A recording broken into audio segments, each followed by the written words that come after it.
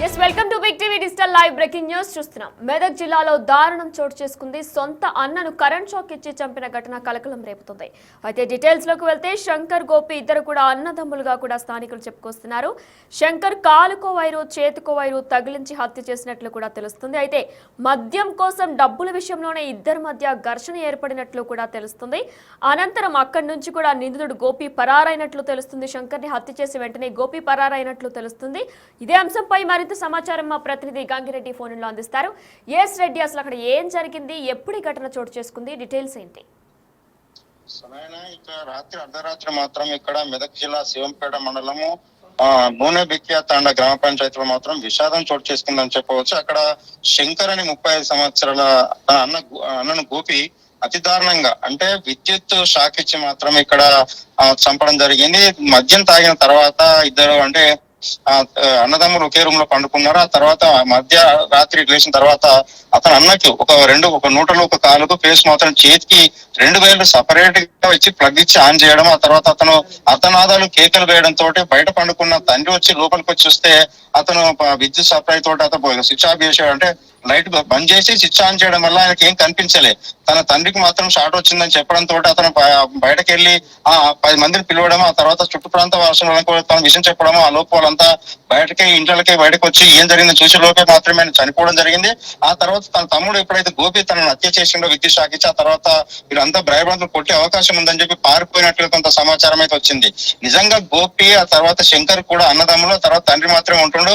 ఆ మద్యంతో గడికి అంటే మద్యం తాగి ఆ తర్వాత గొడవ పడేవారు. ఆస్తి వివాదాలు కూడా కొంత రోజుల నుంచి కూడా ఈ ఇద్దరి మధ్యలో కూడా గొడవలు జరుగుతున్నాయి. ఆ తండ్రి కూడా వాదించే అంటే సరిది చెప్పే ప్రయత్నం కూడా చేసినట్టు తెలుస్తుంది. దాంతో పాటు ఎవరైతే తన తండ్రి ముగ్గురు ఉంటున్నారో ఒక ఇంట్లో, శంకర్ భార్య మాత్రమే గొడవల కారణంగానే తను ఆ ఇల్లు విడిచి వెళ్ళిపోయింది తల్లిగారింటికి అని తెలుస్తుంది. నిజంగా శంకర్ అతి క్రూరంగా దారుణంగా విద్యుత్ సరఫరా చేసి చంపడము అతి హేయమైన చర్యగా అక్కడ ఉన్న గ్రామస్తులతో పాటు గ్రామంలో చాలా యువకులు కావచ్చు, మిగతా వాళ్ళంతా కూడా కన్నీటి పర్యంతం అవుతున్నారు. నిజంగానే ఒకవేళ ఆస్తి వివాదము గొడవలు ఉంటే కూడా ఒకరింట్లో ఉండి మరొకరు వేరే చోట వచ్చి బతుకోవచ్చు. కానీ పోలీసులు కూడా 2 బృందాలుగా ఏర్పాటు చేసి గోపిని పట్టుకునే ప్రయత్నంలో కొనసాగుతుందని చెప్పవచ్చు. బృందాలుగా మాత్రం పోలీసులు ఆ ప్రయత్నం విచారణ చేపట్టారు. నిజంగానే ఆ శంకర్ మృతదేహాన్ని తూప్రాన్ ఆసుపత్రికి తరలించి అక్కడి నుండి ఆ తర్వాత పోస్ట్ మార్టం తర్వాత నిర్వహించి కుటుంబ సభ్యులకు అప్పగించే అవకాశాలు అయితే కనిపిస్తున్నాయి.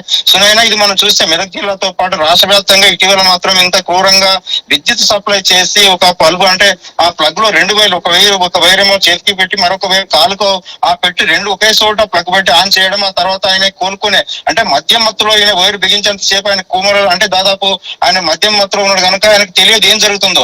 కానీ షాక్ ఇచ్చే వారికి ఫస్ట్ షాక్ తోట ఆయన ఆ మద్యం మత్తు దిగిపోయి బయటకు అరవడం, ఆ తర్వాత లేవలేని పరిస్థితి ఉండడం, ఆ తర్వాత ఏం జరుగుతుందో చెప్పి అంటే ఒక 2-3 క్షణాల్లోపే విద్యుత్ షాక్ తో ఆయన ఆ ప్రాణాలు కోల్పోయినట్లుగా పోలీసులు మాత్రం విచారణ అయితే వేగవంతం చేస్తున్నారు.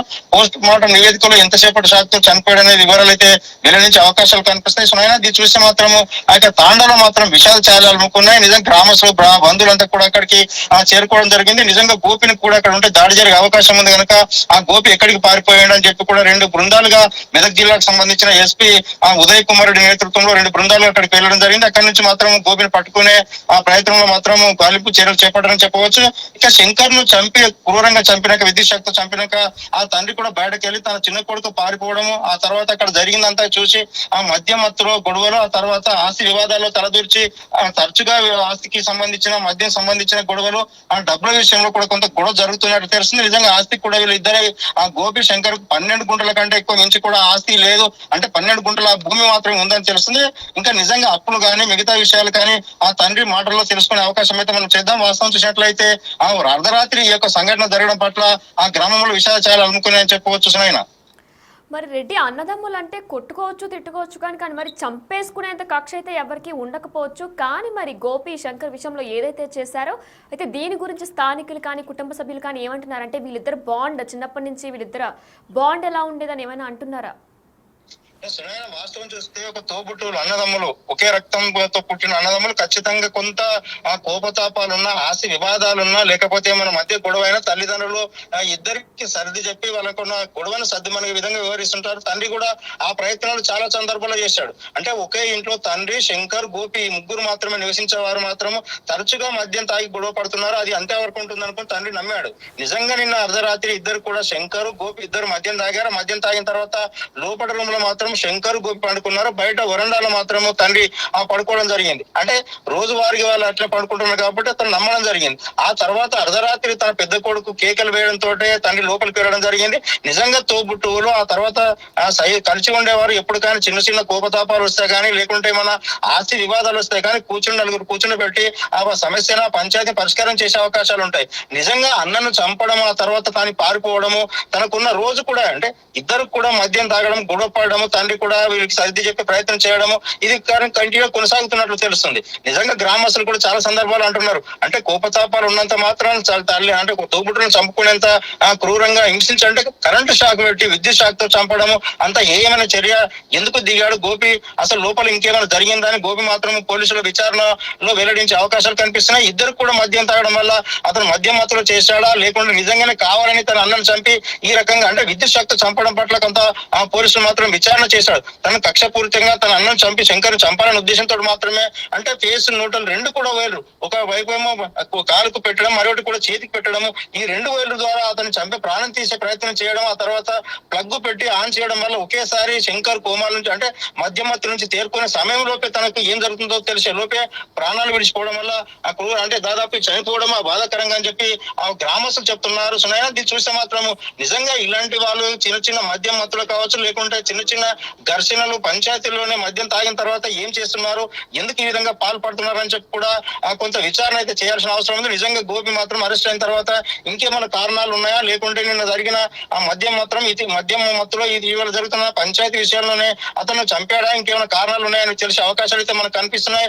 సునైనా చూడొచ్చు, మెదక్ జిల్లాలో మాత్రం ఒకేసారి విద్యుత్ షాక్ తో తన సొంత అన్నను తోబుట్టును శంకర్ చంపడం, గోపి ఆ విధంగా గోపి పారిపోవడం, ఆ గ్రామంలో ఆ తాండాలో విషాదచారాలు అమ్ముకున్నాయని చెప్పవచ్చు. నిజంగా మరి కాసేపట్లో మాత్రము తూప్రాన్ పోస్ట్ మార్టం నిర్వహించి శంకర్ డెడ్ బాడీని మాత్రము కుటుంబ సభ్యులకు అప్పగించే అవకాశాలు అయితే మనకు కనిపిస్తున్నాయి. Sunaina right, thanks for the details Reddy. Yes, big TV digital live లో చూస్తున్నాం. మెదక్ జిల్లాలో దారుణం చోటు చేసుకుంది. నిద్రిస్తున్న అన్నకి కరెంట్ షాక్ ఇచ్చి కూడా హత్య చేశాడు తమ్ముడు.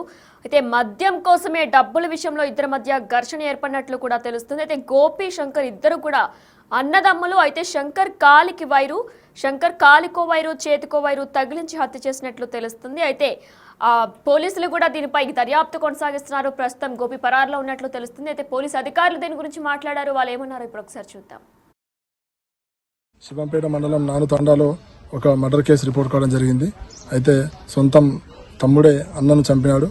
అయితే ఆ తమ్ముడు గోపాల్ అని చెప్పేసి 22 years ఉంటాడు. వాళ్ళ అన్న శంకర్ 26-28 సంవత్సరాలు ఉంటాడు. వీళ్ళిద్దరికీ గత కొంతకాలంగా చిన్న చిన్న మనస్పర్ధలు ఉన్నాయి. అయితే అన్న పెళ్ళయింది, వాళ్ళ భార్య ఈ గొడవలతోనే భార్య కూడా వెళ్ళిపోయింది. ఇద్దరే ఉంటున్నారు, తండ్రితో పాటు ముగ్గురు కలిసి ఉంటున్నారు. తండ్రి ముందు రూమ్లో ఉన్నాడు, ఇద్దరు అన్నదమ్ములు వెనక రూమ్లో పడుకున్నారు. ఒక రాత్రి లేచి తండ్రికి అరుపులు వినపడంతో డోర్ తీసేసరికి ఈ పెద్ద కొడుకు శంకర్ను తమ్ముడు గోపాలు తన చిన్న వైరు తీసుకొని కాలుకొకటి చేతికొకటి 2 వైర్లు కలిపి ప్లగ్లో పెట్టడం ద్వారా అతను అక్కడికక్కడే మృతి చెందడం జరిగింది. అయితే తండ్రి అరవడంతో ఆ చిన్న కొడుకు గోపాల్ అక్కడి నుంచి పారిపోవడం జరిగింది. 2 బృందాలుగా మేము టీం చేసినాం. అతి త్వరలోనే అతన్ని పట్టుకొని రిమాండ్ చేయడం జరుగుతుంది. ఇలాంటి ఎవరు కూడా ఇలాంటి తప్పులు చేయొద్దు.